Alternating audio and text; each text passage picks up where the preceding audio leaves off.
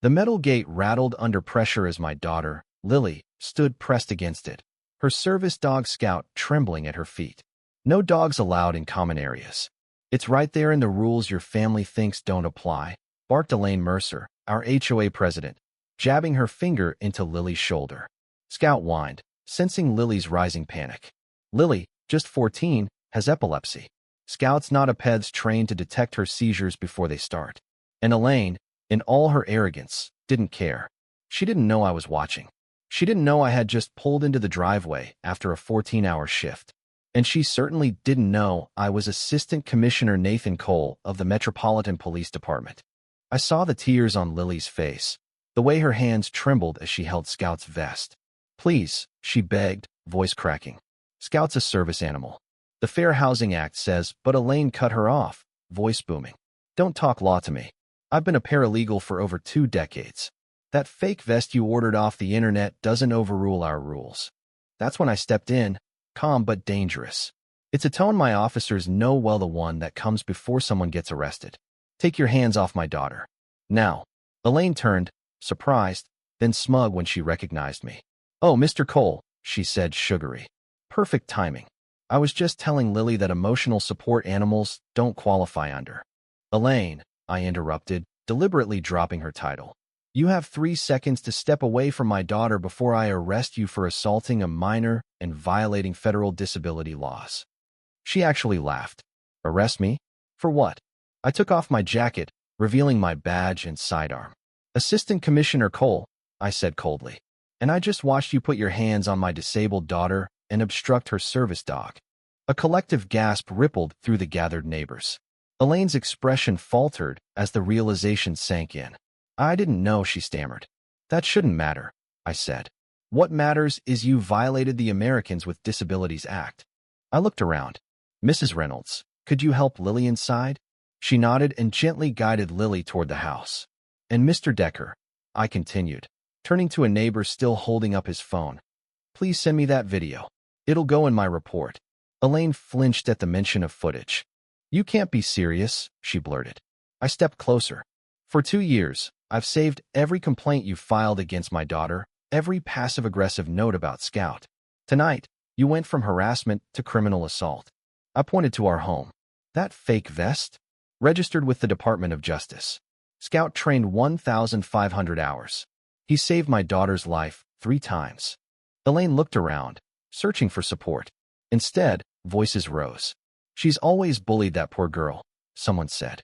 I raised my hand. "Quiet, please. Elaine, go home. You'll be hearing from the HOA board, from the police, and from my lawyer in that order." She opened her mouth, then turned and walked off, heels clacking on the pavement. Inside, Lily sat on the couch, Scout's head in her lap. Mrs. Reynolds handed her tea. "She's calmer now," she said before slipping out. I sat beside Lily and noticed a red mark on her shoulder. "I'm sorry, Dad," she whispered. "I was just walking Scout before dinner." "You have nothing to be sorry for," I told her. "What she did was wrong. And illegal." Lily looked at me, her voice small. "Why does she hate us? We never did anything to her." I didn't have an easy answer. From the day we moved in, Elaine had made us a target. Maybe it was because I was a single dad. Maybe it was because Lily's condition made her uncomfortable. "Some people hate what they don't understand," I said.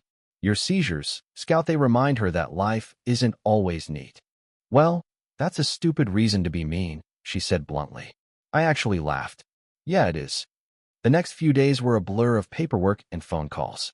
3 days later, the HOA board called an emergency meeting. The community center was packed. People wore purple ribbons for epilepsy awareness. The board chair, Michael Stanton, stood up and addressed the room.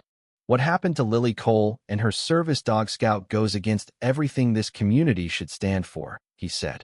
After reviewing video evidence, statements, and legal guidance, the board unanimously agrees to remove Elaine Mercer as HOA president, effective immediately.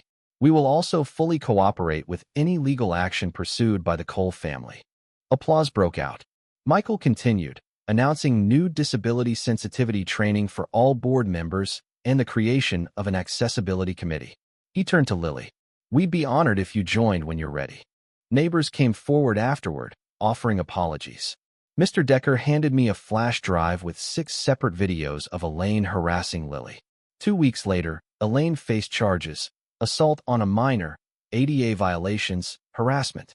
With footage and witnesses, she had no way out. The judge fined her $5,000, sentenced her to 200 hours of community service at a disability center, and gave her a year's probation. She was ordered to stay 100 feet from Lily unless invited closer. She also had to pay for Lily's therapy. The verdict spread fast. Most neighbors agreed justice had been served. A local paper even ran the story, calling it a landmark moment for disability rights in our town. One evening, Lily surprised me. "Dad," she said, "I want to join that accessibility committee. Not just for me, for the next kid. What if someone in a wheelchair wants to move here?" I felt a rush of pride. "Then we'll make sure they feel welcome." A month later, I watched Lily and Scout walking with Caroline, a young girl with cerebral palsy who'd just moved in. Elaine's car pulled up nearby. My body tensed. The window rolled down. "Excuse me," Elaine called, her voice oddly soft. "Lily." Lily paused, but didn't flinch. "Yes, Mrs. Mercer?" "I owe you an apology," Elaine said. "Not just for that day. For everything. I've been taking the classes the board assigned, and I just found out I have early-onset Parkinson's." Lily blinked, then nodded. "I'm sorry to hear that." Elaine glanced at Caroline. "Your friend?" Lily nodded. "Caroline. She just moved in." Elaine surprised us both by smiling. "Welcome to the neighborhood. You've already met our best resident." Lily blushed slightly. Elaine added, "The paths look better now. Your committee's doing good work." Then she drove away. Later, Lily told me about the moment. "Do you think she really changed?" I thought carefully. Sometimes it takes a diagnosis to see the world differently. "I'm still mad," Lily said. "But maybe she understands now." 6 months later, Lily stood at the ribbon cutting for our town's first accessible playground. She gave a short speech. "Differences aren't bad," she said. "They're just different paths to the same place belonging." Later, she approached Elaine, who stood alone. "Would you like lemonade?" she offered. Elaine looked stunned. "After everything I did?" Lily adjusted Scout's vest. "Because holding on to anger is exhausting. And because someday you'll need someone to be kind to you, too." Elaine's eyes softened. "Thank you," she said. They walked toward the drinks table together. Watching them, I felt something shift inside me. My daughter had every reason to stay angry, but she chose something harder: compassion. Justice had been served, but healing had begun. Lily had become a teacher. I had spent my life upholding the law, but she had shown me something greater: that true strength isn't in punishment, but in transformation. The gate where she was once pinned now holds a mural of colorful handprints. Among them, 2 stand side by side, one from Lily and one from Elaine. Beneath them reads a simple line: "Different paths, same community."